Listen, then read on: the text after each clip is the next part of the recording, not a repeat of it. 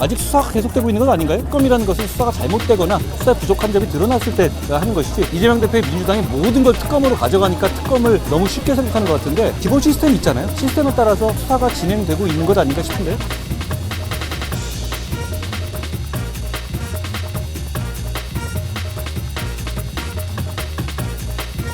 한동훈 위원장님! 함께 가주십시오.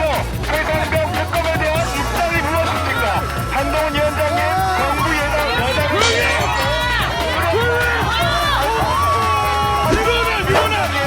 한동훈 위원장님! 때리지 마세요! 한동훈 위원장님! 전 국민의힘 당원입니다. 한동훈 위원장이 들어오시기 전부터 국민의힘 당원이었고, 진보 보수의 문제가 아니라 공정과 상식이 무너진 것이다. 그래서 정부 여당의 대표에게 물은 것입니다. 현충원에서도 물은 바가 있고 서울역에서도 물은 바 있습니다. 다 외면하고 피하셨습니다. 과연 이게 옳은 것인가? 과연 이게 온당한 것인가? 정부 여당의 대표자께 물어본 것입니다. 근데 아무런 답도 안 하죠. 셀카만 열심히 찍죠. 그것이 과연 올곧은 정치인의 자세인가? 국민의힘 한동훈 비대위원장이 선거 유세를 지원하는 중 인파 속 해병대 모자를 쓴 한 남성이 큰 소리로 최상병 특검법에 대한 협조를 요청합니다. 한동훈 위원장님!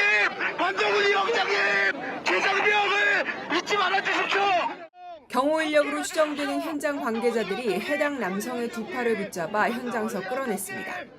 이 남성은 해병대 예비역으로 앞서 지난 1월 한 위원장이 국립대전 현충원을 찾았을 때도 최상병에게 참배해달라고 외쳤습니다. 다만 한 위원장은 최상병 특검법에 부정적인 입장을 밝혔습니다. 특검이라는 것은 수사가 잘못되거나 수사에 부족한 점이 드러났을 때 하는 것이지, 시스템에 따라서 수사가 진행되고 있는 것 아닌가 싶은데요. 국민의힘 측은 경찰이 충돌을 막기 위한 안전상의 이유로 필요한 조치를 한 것이라고 밝혔습니다. 요거 지난 8일 경기 성남시 단대 오거리역에서 진행된 한동훈 비대위원장의 유세 현장인데요. 해병대 예비역 연대 회장인 정원철 씨가 확성기를 향해서 소리치는 장면이 포착됐습니다. 요 장면이군요. 유세 중이죠.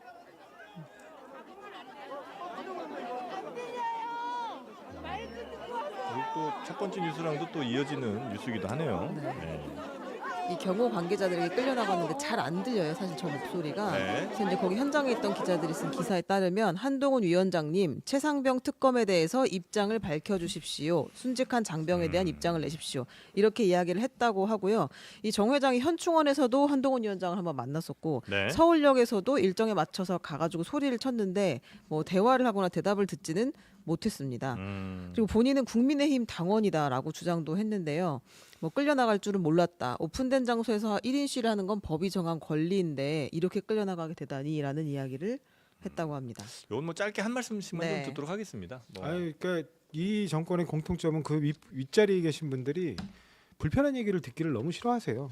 그러니까 좀 그냥 들어줘도 되는데 네네. 그거 들어준다고 뭐 큰일 나는 거 아니잖아요. 어차피 그분들이 원하는 대로 해주지도 않을 건데 네네. 그분들이 불만을 좀 표시한다고 해서 그걸 받아들이는 정도의 관용, 그 정도의 폭넓음이 없는 정치를 하고 있는 게 아닌가 그런 생각이 듭니다. 그래서 그게 자꾸 입틀막 정권이라는 세 글자로 요약되는 게 아닌가 싶어요. 네.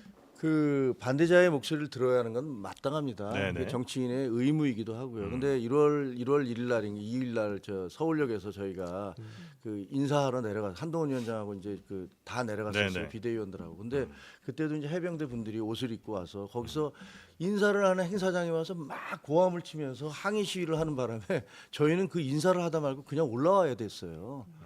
그 아니 귀경하는 그 분들한테 귀성하는 분들한테 인사조차 인사하기 위해서 와 못하게 하냐? 있는데 기습 시위를 하시면서 거기서 고함을 치고 함성을 지르니까 다른 내려가는 분들이 놀라갖고 인사를 받거나 그런 상황이 안 되는 거 아니에요.